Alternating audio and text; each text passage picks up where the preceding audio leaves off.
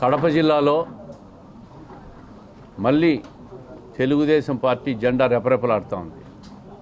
ఉమ్మడి జిల్లాలో ఒకసారి చూస్తే 7 సీట్లు, కడప పార్లమెంటు జిల్లాలో ఒకసారి పరిశీలిస్తే 7లో 5 సీట్లు తెలుగుదేశం పార్టీ గెలిచింది. 1999 తర్వాత అంటే 25 సంవత్సరాల తర్వాత మళ్ళీ తెలుగుదేశం పార్టీ ఈరోజు గెలిచిందంటే అది పార్టీ మీద, పార్టీ అధినేత చంద్రబాబు నాయుడు గారి మీద, కడప జిల్లాలో సమిష్టిగా తెలుగుదేశం పార్టీ నాయకులు, కార్యకర్తలు, పోటీ చేసిన అభ్యర్థులు కానీ అందరూ చేసిన సమిష్టి కృషి. ఆ కృషి వల్ల ఈరోజు ఈ పార్లమెంట్ పరిధిలో 7లో 5 సీట్లు గెలవడం నాకు జిల్లా అధ్యక్షునిగా చాలా సంతోషాన్ని ఇచ్చింది, చాలా సంతృప్తినిచ్చింది. ఎందుకంటే 2019లో ఓడిపోయినప్పుడు, అన్ని స్థానాలు కోల్పోయినప్పుడు కొంత బాధ కలిగించిన ఈరోజు ఆ సంతృప్తినిచ్చిందంటే అది కడప జిల్లా ప్రజలకు తెలుగుదేశం పార్టీ తరపున జిల్లా అధ్యక్షుడిగా జిల్లా ప్రజలకందరికీ కూడా ఓటేసిన ప్రతి ఒక్కరికి కూడా కృతజ్ఞతలు తెలియజేస్తూ ఉండా.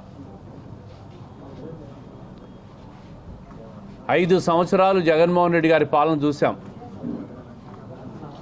కడప జిల్లా సొంత జిల్లా, మా జిల్లా నాయకుడు ముఖ్యమంత్రి అయితే మాకేదో ఎలగబెడతాడు, ఒరగబెడతాడు అని ఎంతో ఆశతో ప్రజలందరూ ఏకపక్షంగా 2019లో ఓట్లు వేశారు.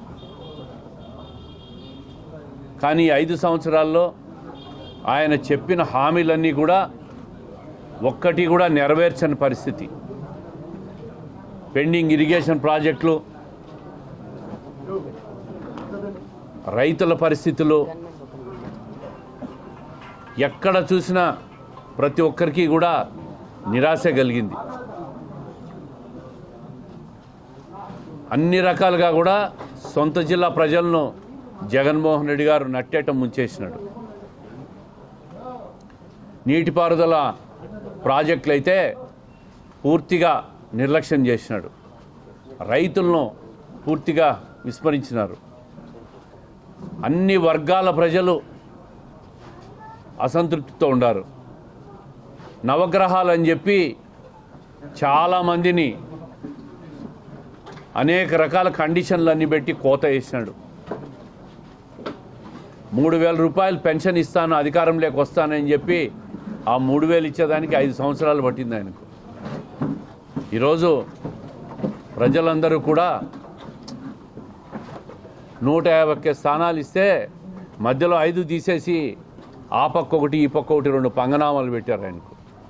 11 స్థానాలు, చివరకు ప్రతిపక్ష హోదా కూడా కోల్పోయే పరిస్థితికి వచ్చింది.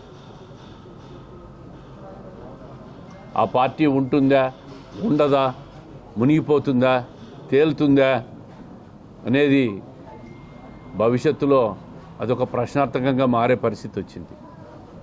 5 సంవత్సరాల్లో ఈ అరాచకాన్ని, అవినీతిని ప్రశ్నించిన ప్రతి ఒక్కరికి కూడా కేసులు పెట్టడం, భయభ్రాంతులు గురి చేయడం, జైల్లో పెట్టడం, అనేక రకాలుగా ఇబ్బందులు పెట్టిన పరిస్థితులు చూసాం.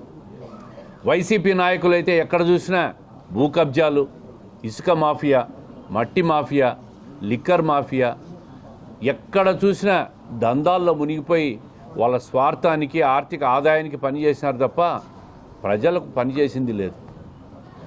45 సంవత్సరాల సుదీర్ఘ రాజకీయ జీవితంలో చంద్రబాబు నాయుడు గారు నిత్యం ప్రజల కోసం, ప్రజా సంక్షేమం కోసం, రాష్ట్ర ప్రజల కోసం, తెలుగు జాతి కోసం పనిచేశాడు ఆయన. అమరావతి రాజధాని లేదు ఈరోజు. ఎక్కడుంది మన రాజధాని అంటే ఆంధ్రప్రదేశ్కు దురదృష్టం ఏంటంటే రాజధాని లేదు. ఉమ్మడి రాజధాని హైదరాబాద్ టైం అయిపోయింది, రాజధాని లేకుండా చేశాడు. కడపకు స్టీల్ ఫ్యాక్టరీ అని చెప్పాడు, 3 సార్లు భూమి పూజ చేశాడు, ఒక్క ఇటుక కూడా బెరసలే.